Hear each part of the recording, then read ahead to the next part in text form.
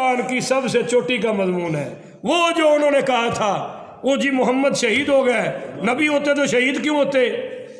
اس کا جواب آ گیا، وما محمد نہیں ہے محمد اللہ تو میں ہوں، نہیں ہے خالق، میں خالق ہوں۔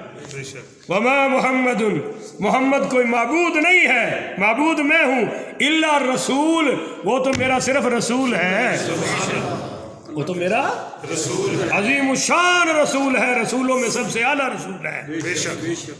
تو اس کا مطلب کیا ہے؟ یعنی محمد نے ہمیشہ رہنا نہیں، اگر آج شہید ہو گئے تو تمہیں اتنی چھوٹ ڈالنے کی کیا ضرورت ہے؟ قد خلت من قبلہ الرسل، اس سے پہلے بھی تو رسول گزرے ہیں نا، بولیے اس سے پہلے بھی تو رسول گزرے ہیں، تو کیا وہ رسول شہید نہیں ہوئے تھے؟ بولیے وَيَقْتُلُونَ الْأَنْبِيَاءَ بِغَيْرِ حَقٍّ، نبی قتل ہوئے کہ نہیں ہوئے؟ ایک دن میں 40 نبی قتل ہوئے ہیں۔ تو اللہ کہتے ہیں تم نے میرے آخر الزمان نبی کے بارے میں کہا کہ اگر سچے نبی ہوتے تو قتل ہی نہ ہوتے، تو پہلے نبی قتل نہیں ہوئے؟ بات سمجھ رہے ہو نا؟ اور جو قتل نہیں ہوئے، شہید نہیں ہوئے، کیا وہ فوت نہیں ہوئے؟ تو پھر یہ تم نے بکواس کیسے کی کہ اگر یہ محمد اللہ کے رسول ہوتے تو یہ وقت آتا ہی نہ؟ تو اللہ کہہ رہا ہے پہلے بھی تو انبیاء گزرے، افا اماتا، اگر وہ انتقال فرما جائے، اگر میرے نبی انتقال کر جائیں، پردہ کر جائیں، او قتل انقلبتم، او قتلا، یا پھر قتل ہو جائے، شہید ہو جائے، انقلبتم علی اعقابکم، تو تم اپنی ایڑیوں کے بل پھر جاؤ گے، تم اسی پر اسلام چھوڑ دو گے کہ حضور فوت ہو گئے ہیں، حضور قتل ہو گئے ہیں؟ فرمایا ایسا ہو سکتا نہیں۔ یہاں سے اہل حدیثوں نے یہ استدلال پکڑا ہے کہ حضور بالکل ہماری طرح معاذ اللہ فوت ہو گئے ہیں، تو ان کو جواب ہے کہ آپ بتائیں کہ جب یہ آیت اتری حضور زندہ تھے یا نہیں؟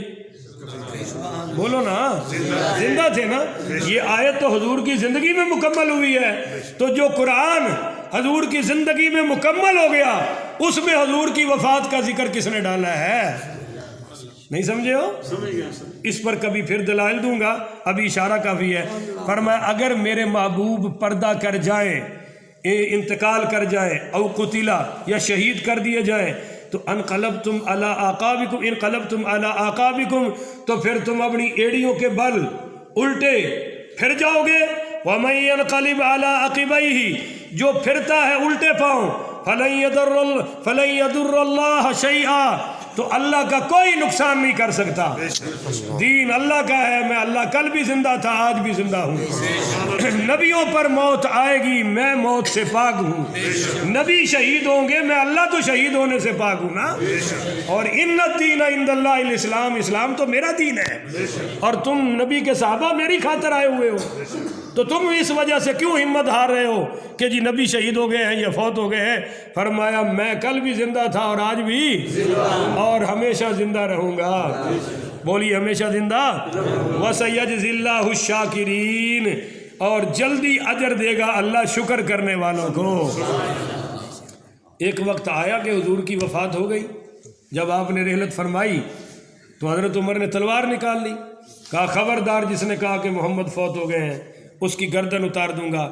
اس وقت پھر حضرت ابو بکر صدیق نے یہ آیت تلاوت کی، تو حضرت عمر اپنے گھٹنوں کے بل گر گئے زمین پہ اور رو کے ٹھنڈی آہ بھر کے کہنے لگے ہائے، مجھے لگتا ہے یہ آیت آج نازل ہوئی ہے، کیونکہ جس وقت یہ نازل ہوئی اس وقت تو حضور ہمارے سامنے تھے اور ان کی وفات کا تصور بھی ہمارے دل میں نہیں تھا، اور آپ کے شہید ہونے کا تصور بھی ہمارے دل میں۔